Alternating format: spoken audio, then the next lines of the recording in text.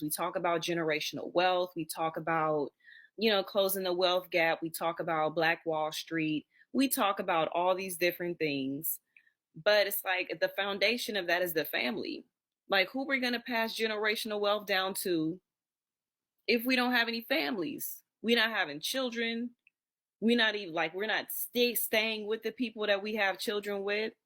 Like, how does that work? Like, who are we building up communities for if we don't have children being born that will be operating in these communities that we build, you know? So I feel like a lot of times when we talk about like the betterment and the advancement of Black people as a whole, we leave out a lot. We have all these YouTubers, we have all these podcasters and all that. And everybody is getting up saying like what the other one isn't doing, right? Like Black men will get on their podcast or whatever. And then they talk about the Black women and how we all on some city girl type stuff and we money hungry, yada yada. And then the women that get on our podcast and we talk about these men ain't about nothing. They don't want to do this, they don't want to do that, they don't want to be in committed relationships with us. And we just go back and forth placing blame like children do. That's what children do. You ask a child, why did you do that? Oh, well, such and such or whoever was doing it. That's what children do. Children don't take accountability. They're not responsible for themselves and they blame everybody else. You know what happens when you do this? You point to yourself and you work on being the best you that you can be. You naturally attract other people that are trying to become the best version of themselves. When I decide to, instead of looking at this man and wondering he's not doing this and he's not doing that, or looking at this woman, she's not doing this, she's not doing that. When I decide to look at myself and become the best version of me, I naturally attract people who are doing the same because energy is a real thing. Well, think about magnets. Magnets have a magnetic field around them, right, which attracts and repels certain things. Everything in existence, everything on the earth has magnetism, including people. Just because we're not a hunk of metal doesn't mean that we don't have magnetism, because we most definitely do. So when your energy is aligned a certain way and you're trying to be the best you that you can be, I promise you, so many times it's happened in my life, you attract people that are doing the same thing. It's magnetism. And so that's why if you're the type of person that's always pointing at somebody that's not doing right, you're going to attract someone else that's like that. And y'all just going to both point at each other. And we've all had experiences, whether they were positive or negative. We've all had them with the opposite sex. We've had those experiences. And it doesn't make any sense to sit up and just point the finger at each other all the time. I've had the terrible experience. I've had people talk to me crazy. I have men that I've cared for not believe in me. I've been cheated on. I've gone through a phone before. But my experience doesn't account for all men.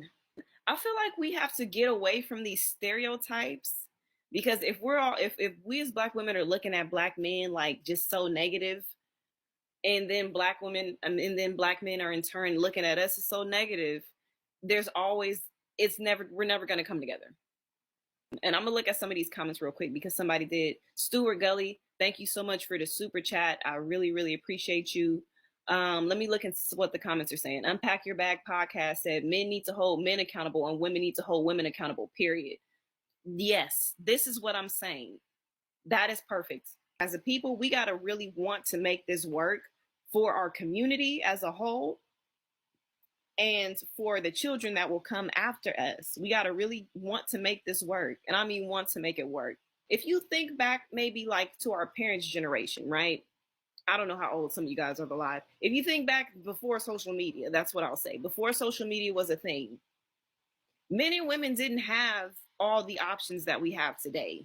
My mom and dad, when they got together, they didn't have access to women way across America, women way across the world, men way across other countries. They didn't have access. They couldn't just go on their phone and all of a sudden be chopping it up every night with somebody from Atlanta and they in LA. You know what I'm saying? Because they met online or whatever the case may be. But now when you're in a relationship, There's the DMs. There's people from every place. They're all over. And it gives you this illusion of choice. All these options. I got options. Da, da, da, da, da. And I could say, oh, I have options just because it's, I don't know how many men in my DMs right now on every platform. Instagram, Facebook, Twitter, TikTok. You feel me? But that's an illusion. Don't have an illusion have you caught up in missing what's right in front of your face. What could be real? Things that my parents taught me. My parents, of course, they don't have the perfect marriage or relationship or whatever, but they've been married for longer than a lot of us have been living. My parents have. They got married in 1984. They've been married for a very long time. And they both told me that they had to make the decision to be committed to each other. Even in times where they didn't like each other, where they weren't rocking with it, where they weren't feeling each other, they decided we gonna thug it out regardless.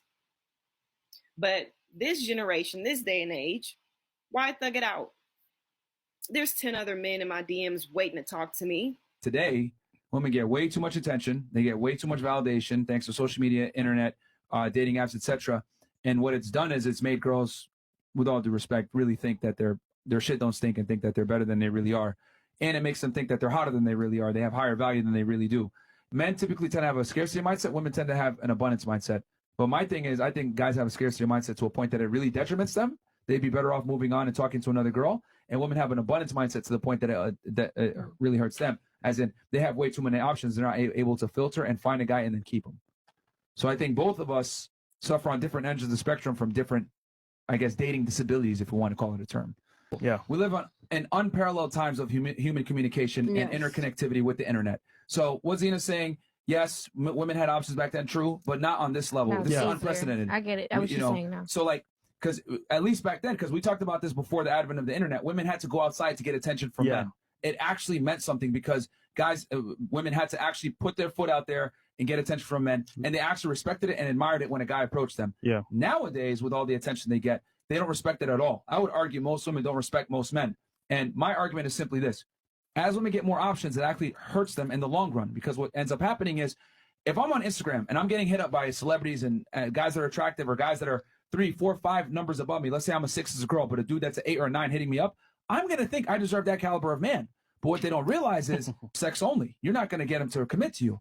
And a lot of girls tend to have this overinflated sense of self-worth, like I'm going to be able to get that guy to commit to me. And the answer is no, because when men have options and they're attractive, they fuck all the girls. So what this abundance has really done is it's given all the power and the leverage to a very small minority of men.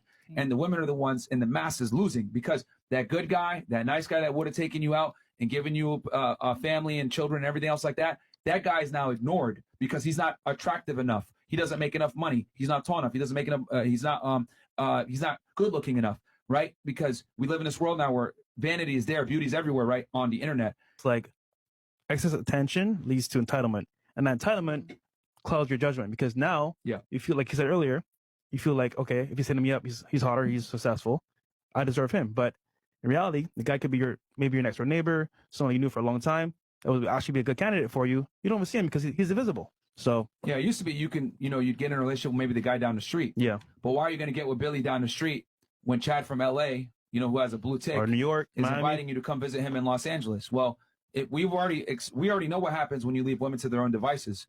When you leave women to their own devices, they pick the top 5% of men. They pick the best of the best. So that's just how it goes. So like, and the numbers don't work. So what ends up happening is we have more single women than ever before. We have the highest divorce rates. We have the highest initiations of breakups from women. So I think this constant mindset that the grass is greener on the other side, or I'm going to manifest my man, is a very dangerous mindset for women that's going to keep them perpetually single.